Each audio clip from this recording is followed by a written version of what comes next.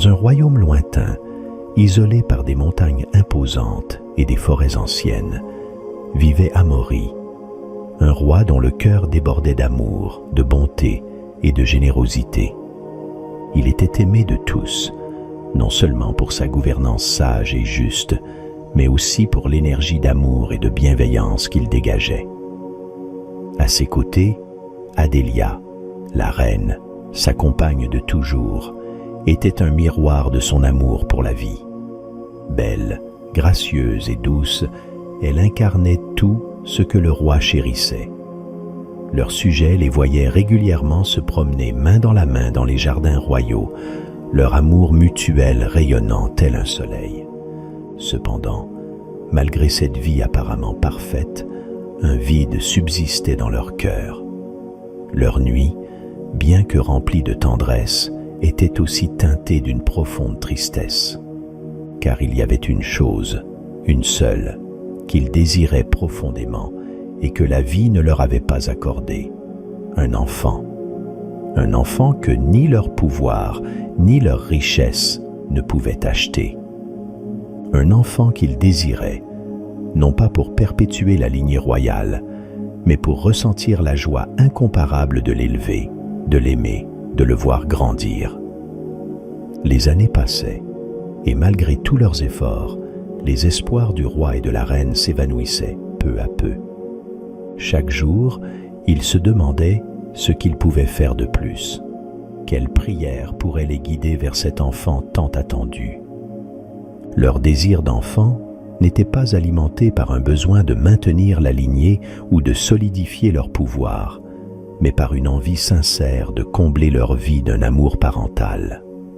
Cette absence, pourtant invisible pour le reste du monde, était leur douleur secrète, leur fardeau silencieux. Leur royaume prospérait, mais leur cœur restait en attente, suspendu à un espoir fragile. Leur nuit, bien que remplie de tendresse partagée, se terminait souvent par des prières murmurées au ciel étoilé, des prières pour un miracle, pour que le destin leur accorde enfin l'enfant qu'ils désiraient tant. Le roi et la reine, malgré leur bonheur apparent, savaient que leur plus grand rêve restait à accomplir.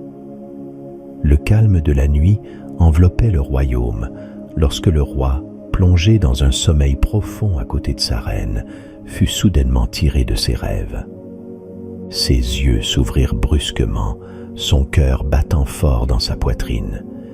Il venait de faire un rêve des plus étranges, un rêve si réel qu'il en sentait encore les échos dans son esprit éveillé. Dans ce rêve, une petite voix, douce et innocente, l'avait appelé « Papa, je suis là ». Intrigué et quelque peu perturbé par ce rêve, le roi se leva doucement pour ne pas réveiller sa reine. Sentant un besoin irrésistible de réfléchir, il se dirigea vers la fenêtre de leur chambre royale, où la lumière argentée de la lune baignait le paysage d'une lueur douce et mystique. Il resta là, à contempler la nuit paisible, mais alors qu'il s'apprêtait à retourner au lit, il entendit de nouveau la voix. Cette fois, elle ne venait pas de son esprit, mais semblait résonner au-delà des murs du château. « Papa, je suis là. » Le roi sentit un frisson lui parcourir l'échine. Il n'était pas homme à céder facilement à la peur ou à l'inconnu, mais cette voix l'appelait avec une telle insistance qu'il ne pouvait l'ignorer. Animé par un mélange d'inquiétude et de curiosité, il se hâta de se vêtir de son manteau de nuit et prit une lanterne. Sans même réveiller ses serviteurs, il traversa silencieusement les couloirs déserts du château. Ses pas résonnaient doucement sur les pierres froides. Arrivé à la petite porte de l'arrière-cour, qu'il avait ouverte maintes fois durant son règne, il sortit une petite clé en argent qu'il portait toujours autour de son cou. « Halte, qui va là ?» cria le garde, sa voix résonnant dans l'air calme de la nuit. Le roi, surpris, se retourna lentement. Le garde, n'ayant jamais vu le roi dans une telle tenue, le confondit momentanément avec un usurpateur audacieux, un brigand qui aurait osé pénétrer dans les entrailles du château sous le couvert de la nuit. Il dégaina partiellement son épée, prêt à protéger le château de cet inconnu suspect. « Arrêtez-vous là, ou je serai obligé de vous neutraliser », menaça le garde, s'avançant prudemment, son regard fixé sur la silhouette de l'homme. « Doucement, soldat », dit le roi d'une voix calme mais autoritaire, espérant dissiper la tension. « C'est moi. » Le garde, stupéfait de reconnaître son souverain là où il s'attendait à trouver un intrus, lâcha immédiatement son épée, reculant d'un pas dans une révérence précipitée, son cœur battant encore de l'adrénaline. « Majesté, je ne vous avais pas reconnu. »« Mille pardons, sire, » balbutia-t-il, la honte et la confusion colorant ses paroles. « Majesté, que faites-vous ici à cette heure ?» demanda le garde, confus. Le roi, sans détourner les yeux de la porte, répondit calmement. « Entends-tu cette voix d'enfant » Le garde tendit l'oreille, perplexe. « Non, Majesté, je n'entends rien du tout. » Mais le roi, sûr de ce qu'il entendait, poussa la porte et fit un pas en avant. Le garde, inquiet pour la sécurité de son souverain, tenta de le dissuader de s'aventurer à l'extérieur à une heure si avancée. « Sire, la nuit est dangereuse, les loups rôdent dans les bois. »« Alors accompagne-moi et veille sur moi si cela te rassure, » répondit le roi avec une détermination tranquille. Ils s'engagèrent tous deux dans la forêt, guidés uniquement par la faible lueur de la lanterne et la voix mystérieuse qui semblait les appeler toujours plus loin. Les arbres, silencieux témoins de leur passage, s'étendaient en ombres immenses, leurs branches semblant tendre la main vers le roi comme pour l'encourager dans sa quête. La marche dans la forêt semblait durer une éternité, chaque bruit, chaque craquement de branches sous leurs pieds amplifiant le mystère de cette nuit. Après plusieurs minutes de marche qui parurent des heures, la voie conservait la même hauteur. Soudain, au détour d'un chemin, ils aperçurent un petit panier posé parmi les fougères. L'enfant à l'intérieur pleurait doucement, ses cris déchirant le silence de la nuit. Le roi, les mains tremblantes d'émotion, s'approcha du panier et découvrit un bébé, une petite fille aux yeux grands bleus qui le fixait avec une intensité presque surnaturelle. Sans hésiter, il la prit délicatement dans ses bras, son cœur battant à tout rompre. L'enfant était vêtu de simple lange, il devait être frigorifié. Le garde, toujours sur ses gardes, observait la scène avec stupéfaction. « Sire, que faisons-nous » ? « Nous la ramenons au château, » répondit le roi d'une voix ferme, mais adoucie par l'émotion. Ils rebroussèrent chemin, le roi serrant le bébé contre lui avec une tendresse qu'il n'avait jamais ressentie auparavant. Quand ils arrivèrent devant la petite porte de l'arrière-cour, le roi tenta de déverrouiller la serrure, mais ses mains tremblaient tellement qu'il eut du mal à insérer la clé. « Tiens-la un moment », dit-il au garde en lui confiant la petite. Le garde prit l'enfant avec précaution, son visage durci par les années de service se radoucissant en contemplant ce petit être fragile. Il murmura doucement pour la calmer, tandis que le roi, après quelques essais infructueux, parvint enfin à ouvrir la porte. Ils entrèrent dans le château, le roi reprenant l'enfant des bras du garde pour le réchauffer dans son pyjama royal doux et chaud, le cœur rempli d'un mélange d'émerveillement et d'appréhension. Tandis qu'il traversait les couloirs déserts du palais, les cris du bébé s'élevaient doucement, résonnant dans les murs de pierre. La reine, profondément endormie dans les draps de leur grand lit, fut soudainement réveillée par des cris d'enfants qui résonnaient dans les couloirs du château. Elle se redressa brusquement, ses yeux cherchant instinctivement le roi à ses côtés, mais son époux n'était pas là. Avant qu'elle n'ait le temps de se demander où il était, la porte de la chambre s'ouvrit, laissant apparaître le roi tenant dans ses bras un bébé emmailloté. Éberluée, la reine resta sans voix quelques instants, ses yeux s'écarquillant de surprise. « Oh mon Dieu, Amaury, à qui as-tu volé cet enfant ?» demanda-t-elle, mi-inquiète, mi-stupéfaite. Le roi, malgré la fatigue qui pesait sur ses épaules, eut un petit sourire et répondit avec douceur. « Je n'en suis pas encore à ce point désespéré, ma chère, je ne l'ai pas volé. » Il marqua une pause, se rappelant les événements surréalistes de la nuit. « C'est une voix qui m'a guidé vers elle. Elle m'a conduit jusqu'à la forêt où je l'ai trouvée, abandonnée. » La reine, encore sous le choc, observa attentivement l'enfant que son mari tenait dans ses bras. Elle était belle, avec de grands yeux clairs et une expression calme qui ne semblait pas correspondre aux pleurs qu'elle avait entendus un instant plus tôt. Les sentiments de surprise et de confusion laissèrent bientôt place à une tendresse instinctive.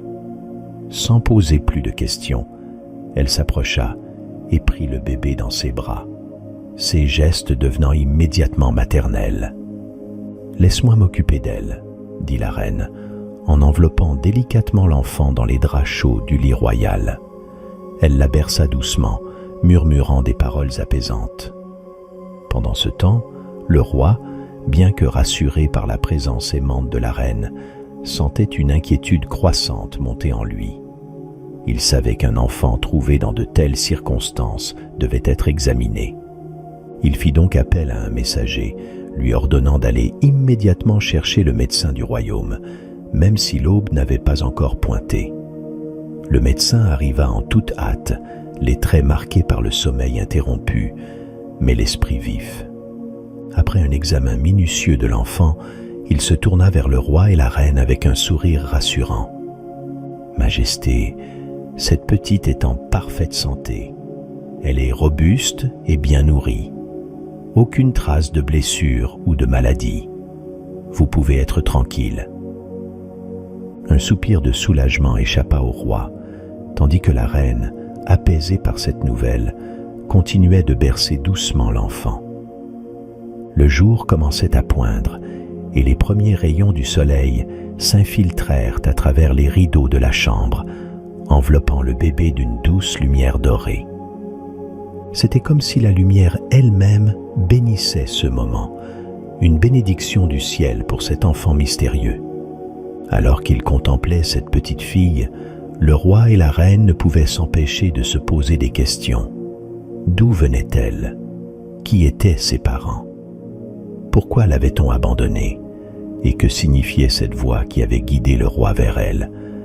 Le roi, toujours attentif aux détails, remarqua soudain un petit bracelet révélant un pendentif en forme de cœur, simple mais frappant par sa symbolique. « Nous devons découvrir à qui elle appartient, » murmura la reine, bien que son cœur, déjà attaché à cet enfant, espérait secrètement que personne ne vienne jamais la réclamer. Le roi acquiesça, sachant que, pour l'instant, tout ce qu'il pouvait faire était de prendre soin d'elle. C'est ainsi que cette petite inconnue, trouvée en pleine nuit dans une forêt mystérieuse, trouva refuge dans le château et dans le cœur du roi et de la reine. Ils décidèrent de la garder et de veiller sur elle jusqu'à ce que ses vrais parents soient retrouvés. Mais, au fond d'eux-mêmes, une question persistait. Et si elle n'avait pas de parents à retrouver? Et si cet enfant, venu de nulle part, était en réalité le miracle qu'ils avaient tant attendu? Seul le temps pourrait répondre à ces questions, mais en attendant, le roi et la reine savaient qu'ils devaient faire tout leur possible pour protéger et aimer cette petite fille, comme si elle était la leur. Le matin suivant cette nuit mystérieuse, le roi ordonna immédiatement qu'une enquête soit lancée dans tout le royaume pour découvrir l'identité de l'enfant trouvé dans la forêt. Des prospectus furent affichés dans chaque ville et village, annonçant que le roi et la reine avaient trouvé une petite fille aux yeux bleus, portant un bracelet en forme de cœur. Toute personne ayant des informations sur l'enfant ou ses parents était priée de se présenter au château. Les jours passèrent, et bien que l'annonce eût rapidement fait le tour du royaume, les réponses qu'elle suscita ne firent qu'ajouter à la confusion du roi et de la reine. De nombreuses personnes se présentèrent au château, prétendant être les parents de l'enfant. Toutefois, ils semblaient peu recommandables, et leurs récits étaient incohérents et dénués de toute vérité. Certains affirmaient avoir perdu leur fille en forêt, mais leurs descriptions étaient vagues et incohérentes. Il devint vite évident que ces individus étaient motivés par une promesse de gain, compte tenu des rumeurs qui s'étaient propagées sur la beauté ineffable que dégageait cet enfant, ou par d'autres motivations encore plus sombres. Leurs discours creux et leurs regards avides provoquèrent la colère du souverain, qui les renvoya sans ménagement du château. Le roi, normalement patient et indulgent, sentit sa frustration grandir à mesure que le nombre de prétendants malhonnêtes augmentait.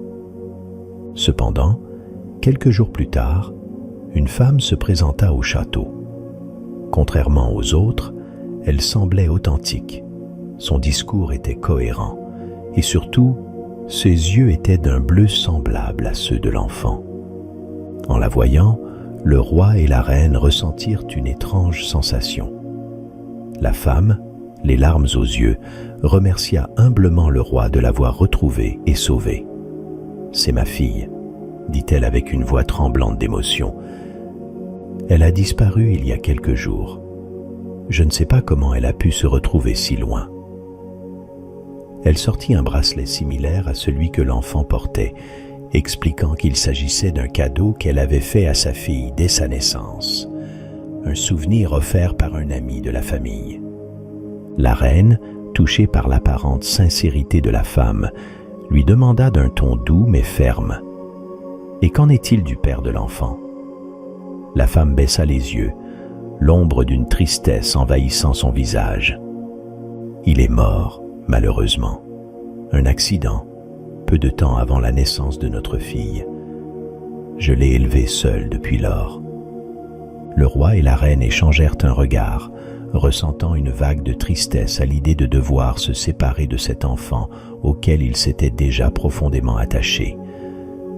Le regard d'Amaury se perdit un instant dans les grands yeux bleus de l'enfant, des yeux qui semblaient scruter son âme. Ses yeux, pleins d'innocence et d'une confiance absolue, s'accrochaient aux siens, comme si la petite essayait de lui communiquer un message silencieux, un appel désespéré. « Papa, ne me laisse pas. » Mais la réalité était implacable, et la douleur du roi se faisait palpable, alors qu'il réalisait ce qu'il devait faire. Ce n'était ni son enfant, ni celui de la reine. Il savait que cette femme, si elle disait vrai, avait le droit de retrouver sa fille. Le roi serra un instant l'enfant contre lui, un dernier moment de tendresse, avant de soupirer profondément, son cœur se serrant dans sa poitrine. Lentement, presque à contre-cœur, il tendit la petite fille à la femme, ses yeux remplis de regret et de tristesse. « Prenez-la » murmura-t-il, la voix éteinte par l'émotion, ses larmes coulant plus librement maintenant. C'est alors qu'un cri soudain résonna dans la salle du trône. « Vous mentez !» Tous les regards se tournèrent vers la silhouette qui venait de s'avancer. C'était le garde du roi, celui-là même qui l'avait accompagné dans la forêt cette nuit-là. D'un pas assuré, il s'avança vers le roi, ses yeux reflétant une détermination inébranlable. « Majesté, permettez-moi de vous éclairer sur ce qui s'est passé cette nuit-là. Lorsque vous m'avez confié pendant un moment l'enfant ce soir-là, alors que vous essayiez d'ouvrir la porte, j'ai par superstition accroché à son poignet un petit bracelet porte-bonheur que j'avais acheté au marché du village. Je l'ai fait dans l'espoir de la calmer, et j'ai ensuite oublié ce détail. Quand j'ai vu les affiches dans le village montrant le bébé avec ce bracelet, j'ai réalisé que tout le monde croyait qu'elle portait ce bracelet depuis le début. Mais ce n'est pas le cas. Ce bracelet, c'est moi qui lui ai mis cette nuit-là. » Il poursuivit en disant qu'en voyant l'affiche du village montrant le bébé avec le bracelet, il s'apprêtait à avertir le roi de cette erreur pour l'aider à retrouver ses parents, mais il décida finalement que ce qu'il avait fait n'était peut-être pas un hasard et que cela pourrait peut-être la protéger. Le roi resta immobile, fixant le garde, comprenant peu à peu la gravité de la situation. Il se tourna vers la femme, dont le visage était maintenant pâle, ses lèvres tremblantes. La femme, prise au piège, tenta de balbutier des explications, inventant des histoires rocambolesques pour couvrir son mensonge. Mais il était trop tard pour elle. Son masque d'émotion sincère s'effondrait, révélant son véritable visage, celui d'une femme calculatrice. Fou de colère, le roi confia l'enfant à la reine et s'avança vers la femme. Dans un geste vif, il dégaina son épée, la pointe froide s'arrêtant à quelques centimètres de la gorge de la femme. Elle tremblait, ses yeux trahissant sa peur, son sourire de gêne se transformant en une grimace de terreur. « Amaury, s'il te plaît, » murmura la reine, voyant la fureur dans les yeux de son époux. Le roi, maîtrisant sa rage qu'il n'avait pas ressentie depuis longtemps, abaissa son épée, mais s'approcha de la femme pour murmurer à son oreille d'une voix grave et menaçante. « Vous jouez bien la comédie. Vous êtes bien plus dangereuse que les autres.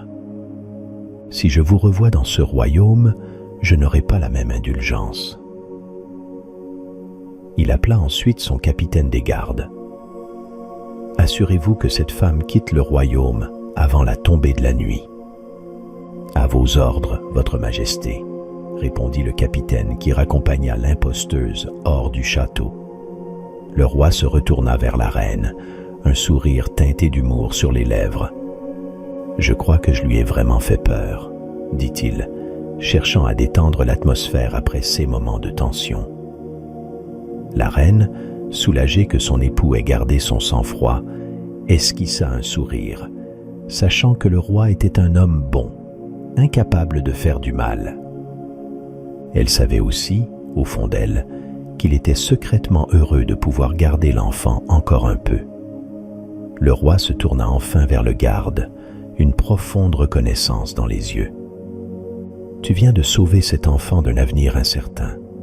Tu as ma gratitude. » Ainsi, la petite fille resta sous la protection du roi et de la reine pour un temps indéfini, tandis que le mystère de ses origines continuait de les hanter. Mais pour l'instant, tout ce qui comptait, c'était qu'elle était en sécurité, aimée et entourée de ceux qui, contre toute attente, l'avaient déjà adoptée dans leur cœur. Les jours se succédèrent, et malgré les recherches et les annonces à travers tout le royaume, plus personne ne se présenta au château pour réclamer l'enfant. Le roi et la reine, après avoir longuement réfléchi, prirent une décision qui changerait leur vie à jamais. Ils allaient garder cette petite fille et l'élever comme leur propre enfant. Ils lui donnèrent un nom qui représentait ce qu'elle était pour eux, un don du ciel.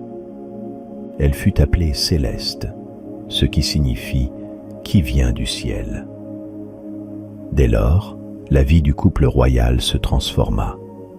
Céleste apporta une joie immense dans leur quotidien. Le château, autrefois empreint d'une douce mélancolie due à l'absence d'un enfant, résonnait maintenant des rires innocents et des cris de joie de leur petite fille. Le roi et la reine, comblés, passaient leur journée à jouer avec elle, à lui faire découvrir le monde qui l'entourait.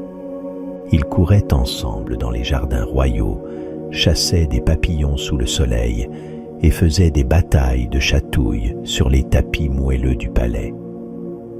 Céleste grandissait entourée d'un amour profond et sincère. Ses parents lui inculquaient des valeurs de bonté, de générosité et de respect pour chaque habitant du royaume, quel que soit son rang. Le roi, en la tenant sur ses genoux, lui racontait des histoires de courage et de justice, tandis que la reine lui montrait comment soigner les plantes du jardin, lui apprenant à apprécier la beauté de la nature. Ensemble, ils veillaient à ce que Céleste devienne non seulement une princesse, mais surtout une personne au grand cœur. Les années passèrent, et Céleste, désormais âgée de 6 ans, était devenue une petite fille pleine de vie, aimée de tous. Un soir, après une journée remplie de jeux et de rires, le roi, la reine et leur petite fille s'apprêtèrent à se coucher. Comme ils le faisaient souvent, ils s'allongèrent tous ensemble dans le grand lit royal, bercés par la douce voix du roi qui contait une histoire, créant un cocon de paix et de sécurité autour d'eux. Céleste s'endormit rapidement, son petit corps niché entre ses parents, le souffle calme, ses bras autour du cou de ses parents. Le roi et la reine, silencieux, restèrent un moment à observer leur petit miracle endormi, chacun savourant la sérénité de l'instant. Le roi remarqua alors le bracelet en forme de cœur qu'elle portait toujours autour de son poignet. Il le contempla un instant, se souvenant de cette nuit où tout avait commencé, et un sourire se dessina sur son visage. Il comprit que ce bracelet, placé par le garde, avait changé leur vie et celle de Céleste de manière incommensurable. La reine, captant le regard attendri de son époux, lui rendit son sourire. Ils échangèrent un regard complice, empli de satisfaction et d'un amour profond pour cet enfant qui avait changé leur destin. Lentement, ils fermèrent les yeux, prêts à s'endormir à leur tour. Mais à ce moment précis, le roi entendit une petite voix, douce et aimante, murmurer « Merci, je vous aime ». Ils rouvrirent les yeux, mais l'enfant semblait endormi depuis longtemps déjà. Ils étaient certains d'avoir entendu la même chose, mais quelque chose dans la voix de leur fille avait une résonance différente, comme si elle venait de plus loin que de simples paroles. Ils comprirent alors que peut-être c'était son âme qui venait de leur parler, comme la première nuit où elle était entrée dans leur vie, guidée par une voix mystérieuse. Le roi et la reine, rassurés par cette connexion mystique avec leur fille, échangèrent un dernier sourire avant de fermer les yeux. Ils s'endormirent, apaisés par la certitude que Céleste, leur précieux miracle, non seulement illuminait leur vie, mais grandirait aussi pour devenir une princesse merveilleuse qui maintiendrait la paix dans le royaume.